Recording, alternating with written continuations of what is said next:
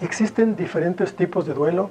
El duelo reprimido, el sujeto no se aflige por la pérdida, incluso a veces se vanagloria de su autocontrol, como si se rehusara a sentir dolor por el fallecimiento de un ser querido.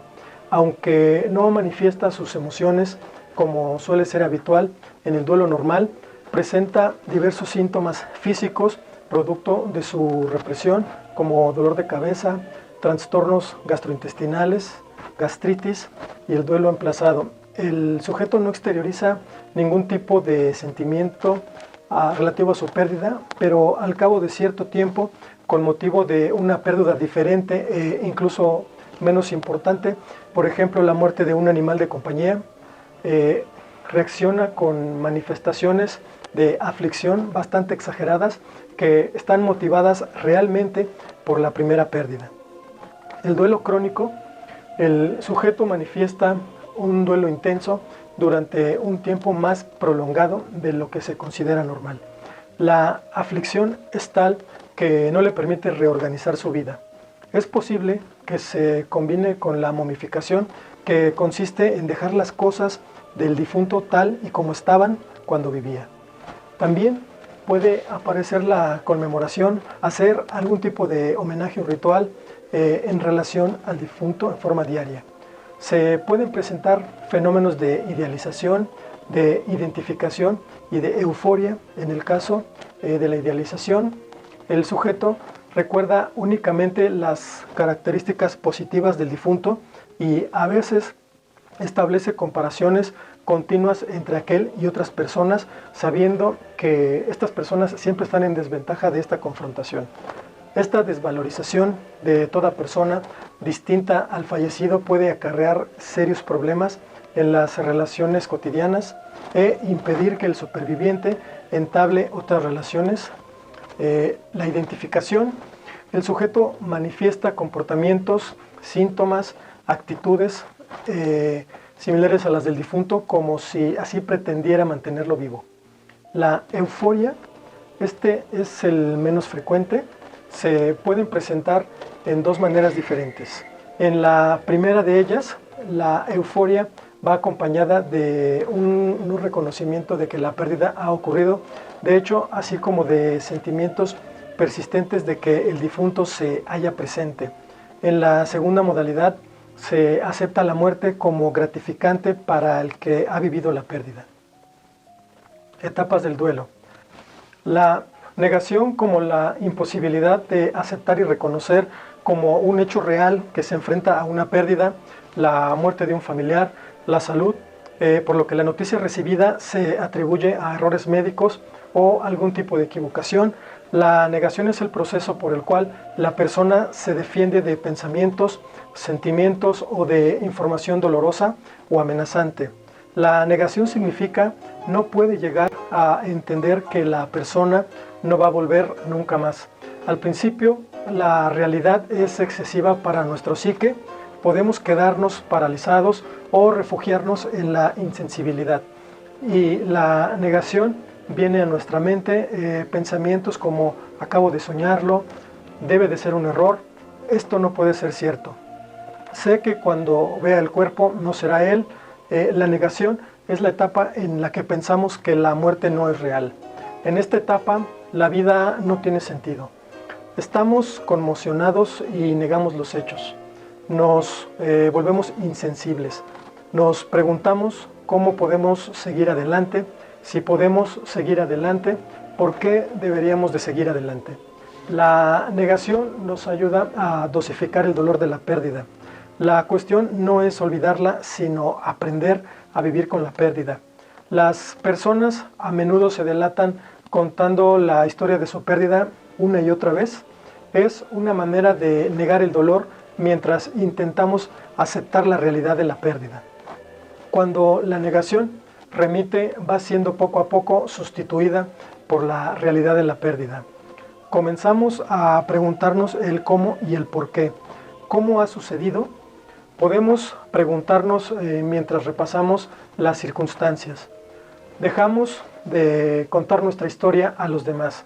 Ahora volvemos a mirar hacia adentro para tratar de encontrar una explicación.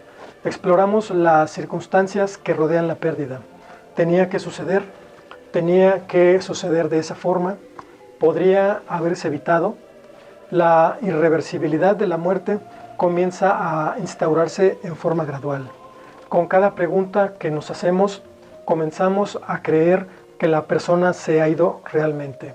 Conforme vamos aceptando la realidad de la pérdida y comenzamos a hacernos preguntas, inicia el proceso de curación, pero comienzan a aflorar todos los sentimientos que estábamos negando.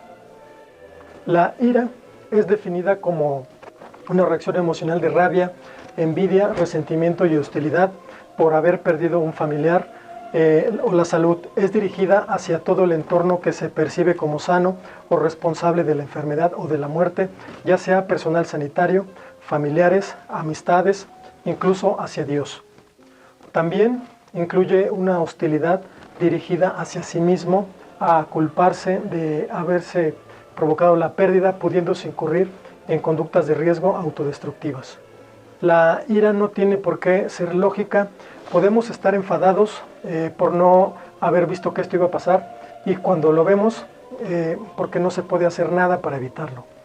Podemos estar enfadados con los médicos por su incapacidad para salvar a alguien tan importante para nosotros. Se manifiesta de muchas formas: ira contra un ser querido por no haberse cuidado mejor, o ira contra nosotros por no haber cuidado mejor de él. Puede enfadarnos que la persona nos haya abandonado y no haya pasado más tiempo con nosotros. Objetivamente sabemos que ella no quería morir, pero emocionalmente lo único que sabemos es que ha muerto. Después de la ira afloran más sentimientos, y con esto surge la tristeza, el pánico, el dolor y la soledad.